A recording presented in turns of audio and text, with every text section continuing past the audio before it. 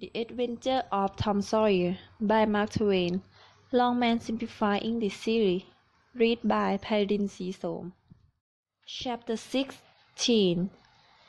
Tom's Dream. Bankie's Revenge. That was the great secret. The plan to return home with his brother Pairin and attend their own funerals. They had set over to the Missouri side on a log at twilight on Saturday, landing 5 or 6 miles below the village.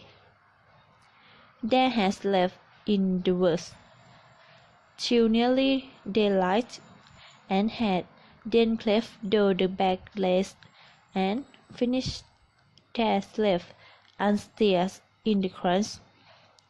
At breakfast on Monday morning, Aunt Polly and Mary were very loving to Tom and very attentive to his wants.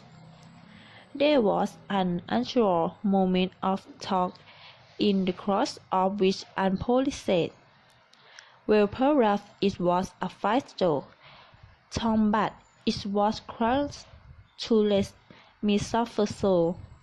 If you could come over on a log to attend your funeral, you could have come over and told me that you were dead." "Yes, you could have done that," said Mary, "and I believe you would if you had thought of it." "Would you, Tom?" asked Aunt Polly, rather sadly. I don't know. It would have spoiled everything." "Tom, I hope you love me as much as that," said Aunt Polly in the grave tone that comforted the boy. "It would have been something if you got enough to think of it, even you didn't do it. Tom, you will look back some day when it's too late and wish you would care a little more for me when it would have cost you so little. Now, Auntie, you know that I do care you. I would know it's better if you saw me that you care." "I wish now I would thought," said Tom, ruefully, "but I dream about you always. That's something, isn't it?" "Isn't it much? A cat does that, but it's better than nothing." "What did you dream?" "Why, Wednesday night dreamed that you were sitting over there by the bed, and Sis was sitting by the woodbox, and Mary next to him." "Well, so we did. So we always do. And I dreamed that Joe Harper's mother was here. That why she was here." "Did you dream any more?" "Oh, lots. But it's so dim now. Well, try to remember, can you?" "Somehow it seemed to me that the wind blew the Try harder, Tom." "The wind did blow something, yes." Tom pressed fingers on his forehead for an exact minute and then said, "I have got it now. It blew the candle, and it seemed to me that you said, 'Why, I believe that jaw.' Good heavens! Go on, Tom, go on. Just let me think a moment. Just a moment. Oh, yes, you said that the belief the door was open. That's as to as I'm sitting here. I did. This I marry. Go on. And then, Well, I would be certain, but it seems as if you must sit go and well, well, what did you make him do, Tom? You missed him, you missed him such it. Goodness gracious, I have never had anything like that in all my days. There is some chance in dreams. Serena Harper shall know of this before I'm an hour older. When I tell her about my dreams, she says, rubbish and fancies. Go on, Tom. Oh, it's all getting as bright as day now. Next, you said that I was bed only myselfless, and so I did. Well, well, go on, Tom. And then you began to cry. I did not for the first time either, and then Master Harper began to cry, and said Joe was just the same, and she wished that she hadn't whipped him for talking. The cream wished she would throw away herself. Good Lord, Tom, this is a massacre. Goodness gracious, go on, Tom. Then he said, I don't think I said anything, said Sid. Yes, you did, Sid, said Mary. Shut your mouth and let Tom go on. What did he say, Tom? He says he hoped I was happiest where I had gone to, but if I would be better sometimes. There, do you hear that? His very worst. And you made him such up. I did. An angel must have thought you all that, Tom. There was an angel with you, and Mr. Harper told about Joe making her jump, and you told about Peter and the painkiller. As true as I am sitting here, then there was a lot of talk about having to follow on Sunday, and then you and Mr. Harper cried, and she went. It happened just so. Tom, you could have told it better if you seen it. And then what? And then I do you play for me, and I could see you and hear every word. You went to bed, and I was so sorry that you was on a price of bed. We are not dead.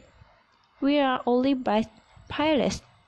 And I put it by the candle, and then you look so good, lying there asleep.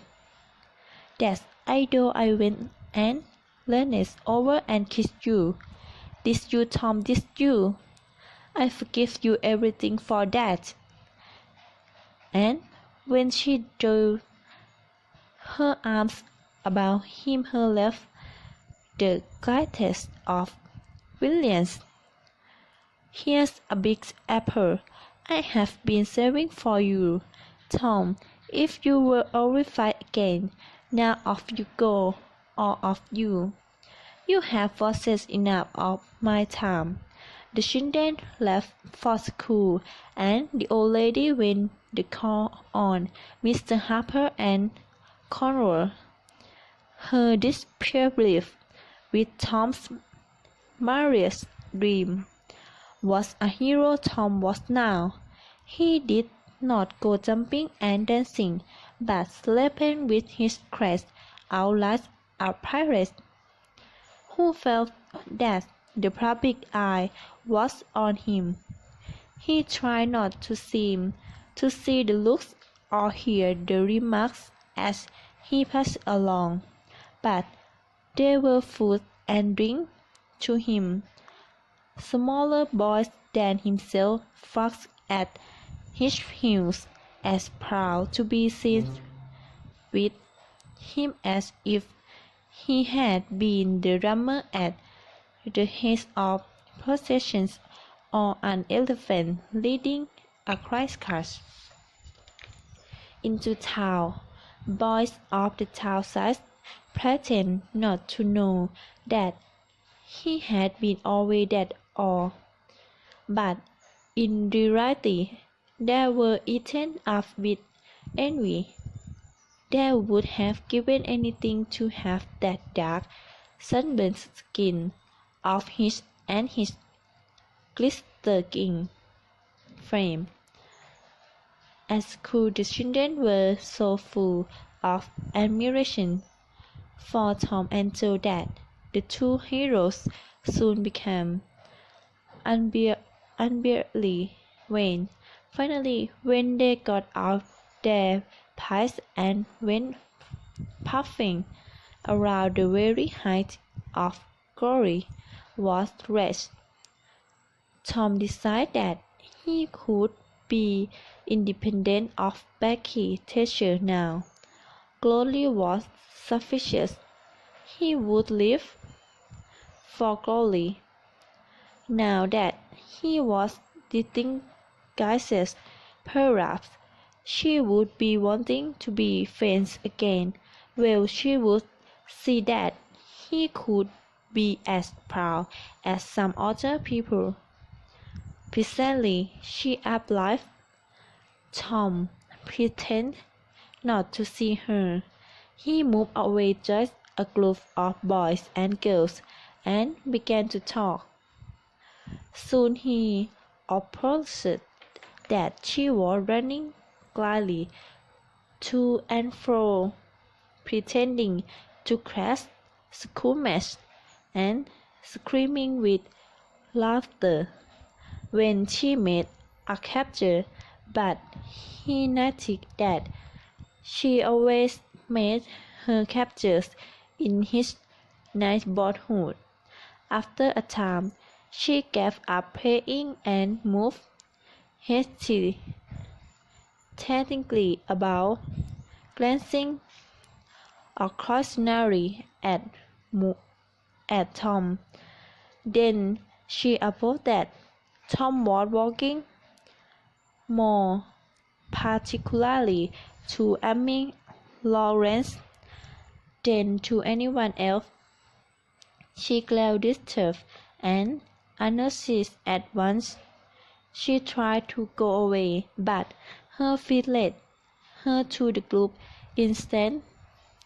"Mary, I want to tell you about the picnic," said Becky to a girl almost at Tom's elbow.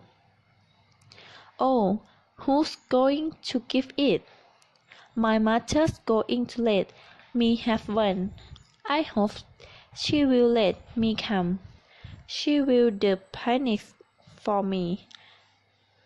She will let anybody come that I want, and I want you. That's nice of you. When is it going to be?" "Soon, perhaps in the holidays." "Oh, wouldn't it be fun? Are you going to invite all the boys and girls?" "Yes, everyone who is a friend of mine. All want to be."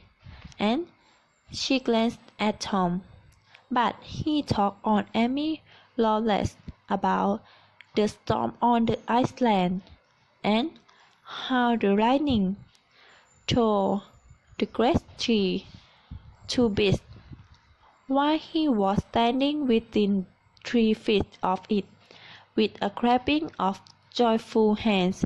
All the group begged for invitations, except Tom and Amy. Then Tom walked off with Amy. Becky's eyes filled with tears. She went as soon as she could and sat alone till the bell rang. Then she raised her eyes, held up her head, and said that she knew what she would do. During the interval, Tom continued in the company of Amy and Keith, wandering about to find Becky in order to make her feel angry. At last he caught sight of her. She was sitting on a little bench behind the school, looking at a picture book with awful temper. So deeply interested were they, and so close together were their heads over the book, that they did not seem to notice anything else. Jersey land red hot, thought Tom. He called himself a fool for throwing away the chance of becoming friends again with Becky and offers. Amy's happy talk became unbearable. Tom spoke vaguely about some things which he had to do and hastens away. She thinks that over-dressed fool is better than I am, he thought, gliding his teeth. Oh, all right. I gave him a bite the first time I saw him, and I will do it again. He went through the motion of fighting an imaginary boy, hitting the air, kicking and pulling. Oh, you have had enough, have you? You have you? How let that be a lesson to you? And so the imaginary beating was finished to his satisfaction. Tom reached home at noon. His conscience could not bear any more of Amy's grateful happiness, and his jealousy made the sight of Becky and awful temper together unbearable too. Becky looked at some more pictures with awful, but no Tom came to suffer. She grew miserable, and when offers kept on exclaiming, "Oh, here's a nice one! Look at this!" she lost patience and said, "Oh, I don't care for them," and got up and walked away. Alfred went thoughtfully into the desert school. He easily grasped the task. The girl had simply made use of him to annoy Tom Sawyer. He wished that there was some way of getting that boy into trouble without much risk to himself.